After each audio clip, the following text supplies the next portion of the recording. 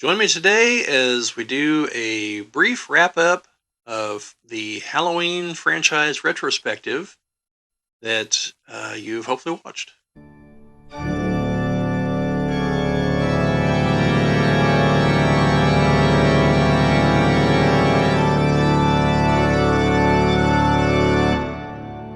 Welcome to the Geek Cabal channel. I'm Bob, and today we're going to do the wrap up to the 5-part Halloween movie franchise retrospective. If you haven't seen those 5 other videos, they'll be linked to in the description itself, and I might have one appear somewhere. Probably the first one, because you can just follow through the chain from there. Uh, Otherwise, this video, I don't really know what you're going to get out of it. Because there's just a few notes that I didn't mention throughout the others. You know, it's made the same mistake I made with the Star Trek movies. I thought I had most of it up here, and for most of the movies I did. But as I was recording those videos, it was around Halloween, so the movies were on TV, and so there are other little things I noted here and there. I just want to briefly go over those, and also just kind of comment, because I realized I never did, mention which of the ones I actually like and dislike and what have you. So, it's actually going to be probably a fairly brief video.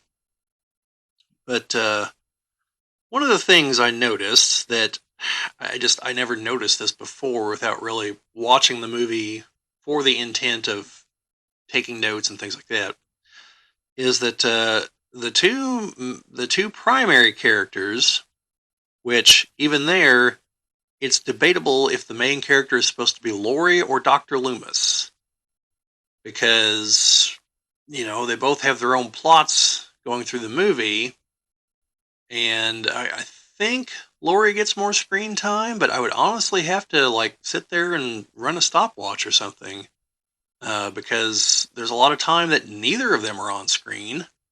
So, and then there's quite a bit of time with both of them independently. But that's the other point I'm driving at here, is that Laurie and Dr. Loomis barely interact in the movie. They don't meet until the final, I'm going to guesstimate, 3 minutes of the movie.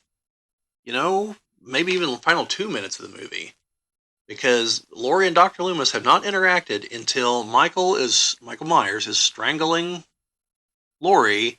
Loomis shows up and shoots him, says a couple things to Laurie, then goes and confirms that Michael has vanished. So the two of them might only have a minute or two of screen time together, and it's at the very end of the movie. And in the second movie, it's basically the same thing. Now, it's a little bit longer in the second movie. It's probably the final 7 or 8 minutes, if I had to guess. But again, now there, Loomis is definitely the main character, because Laurie spends most of the movie comatose in the hospital. All the characters at the hospital who follow all die.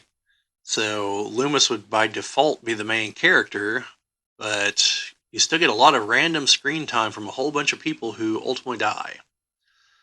So it's a little off. You don't usually in like a Nightmare on Elm Street or Friday the 13th, you can usually take a guess at who the main character is supposed to be, because it's whoever survives ultimately. But usually as the bodies start dropping, you can figure out who the focus is supposed to be. Although every once in a while they throw you a curveball and you think it's one person, then they buy the farm and you go, oh wait, no, it's not them. But that is one of the other things about the Halloween movies, is that there are multiple recurring characters. And you don't see that a lot in slasher movies, because their big concern is the body count, not the plot. So the fact that Laurie is in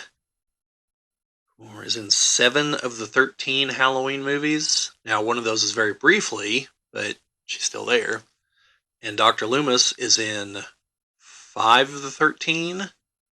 And I think the only thing that stopped him from being in the others is the fact Donald Pleasance died in real life.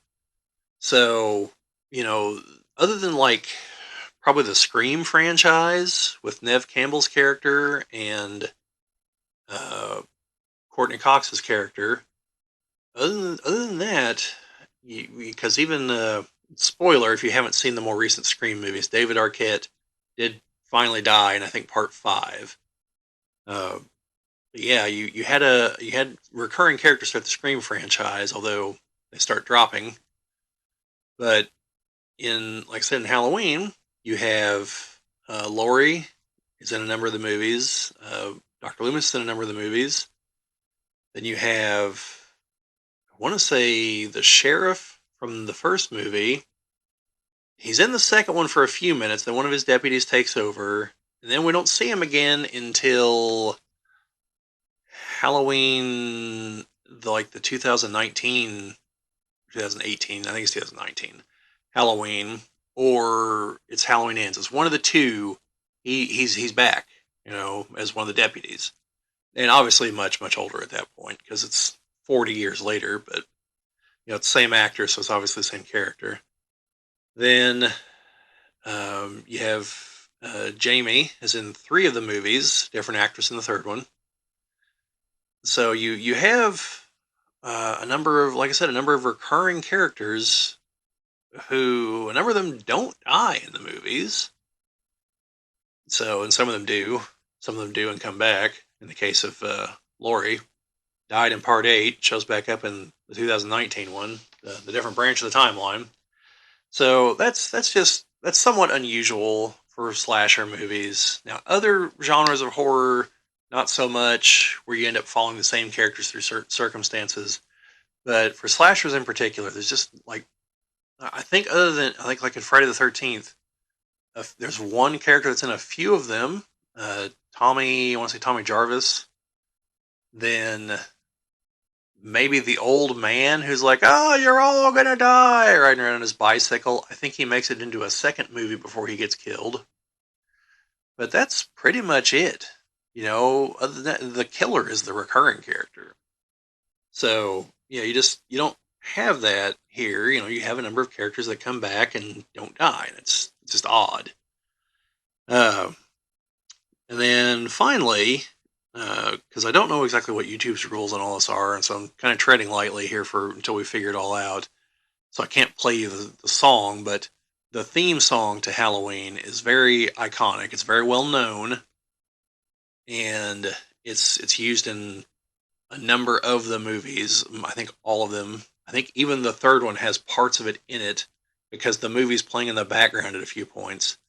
But the first Halloween movie is a perfect example of how music can make a movie go from maybe mediocre, maybe good. I have no idea what Halloween would be like without the music, but with it, it's stellar. It's perfect usage of it. Another big example would be like the Star Wars movies, where John Williams is top notch all throughout, and then of course the editing. But yeah, the Halloween is a crystal clear example of how a good soundtrack can elevate a movie probably well above what it had any rights to be. Because as much as I love the movies, the Halloween movies are slasher movies. There's not a lot there, but they're the way they're constructed. There's a bit of a mythology going on in them. Like there's enough there to, in my opinion, to raise them above Friday the 13th and definitely Nightmare on Elm Street. Um, Friday the 13th, that's just a splatterfest usually.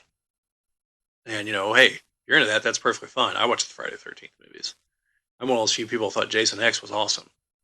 But anyway, just some final notes I wanted to throw in there.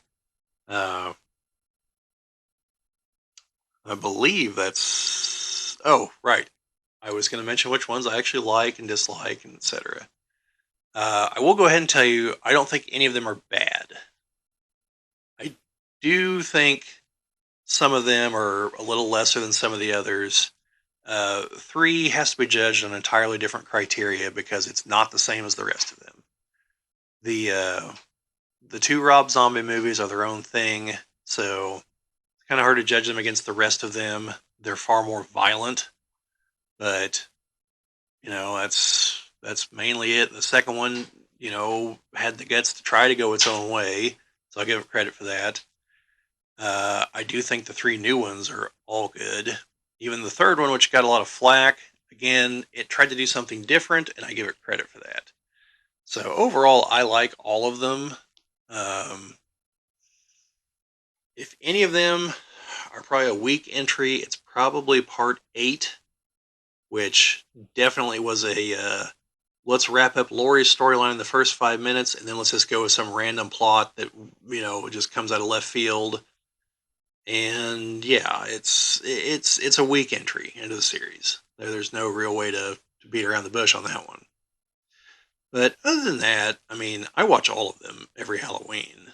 So, or at least whichever ones I catch on AMC whenever they're running all of them. And I own physical copies and I think digital copies of. I think I'm missing 2 of them for Voodoo, but because for some reason they won't put 4 and 5 on sale. I don't know, but I've got physical copies, so whatever. But yeah, that's pretty much all my closing thoughts on the movies, and they are my favorite slasher movies. Halloween is one of my favorite horror movies. Period. So I definitely recommend all of them. Um, so in closing, again, if you somehow watch through all this and still haven't watched the other 5 videos, you should definitely go back and watch them. But otherwise, let me know what you guys think. Are there any other franchises you want us to go over, horror or otherwise? But tell me down in the comments, and whichever one we go for next, we're going to make sure we actually watch the movies around that time and take a few notes. So we probably don't have to do one of these types of videos, but I say that, but it'll still end up happening anyway. Appreciate you guys watching. Want to see YouTube, so like, share, subscribe, all that fun stuff. If we met your expectations, if not, let me know down in the comments. Or don't. It's up to you. It's a free country. At least this one is. So they say. Uh, anyway, just even though it's into November now, keep an eye out for the boogeyman.